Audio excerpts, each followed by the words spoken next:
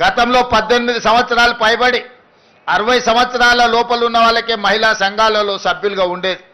ఇప్పుడు 15 సంవత్సరాలు నిండిన వాళ్లకు ఏ వయసు అయినా సరే మహిళా సంఘాలలో చేరడానికి అవకాశాన్ని కల్పించి ఆ చట్టాన్ని కూడా సవరించి వాళ్ళందరికీ అవకాశాలు కల్పించాలని ఈరోజు పట్టణ ప్రాంతాలలో మహిళా సంఘాలలో సభ్యులు తక్కువగా ఉన్నారు.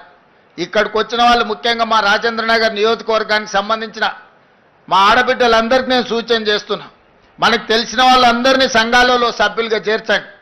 అప్పుడే వాళ్ళు ఆర్థికంగా బలపడడానికి ఈ సంవత్సరమే మనం 21,000 కోట్ల రూపాయలు సంఘాలకు బ్యాంకు లింకేజ్ ఇచ్చినాం మీరు వ్యాపారాలు చేసుకోవడానికి.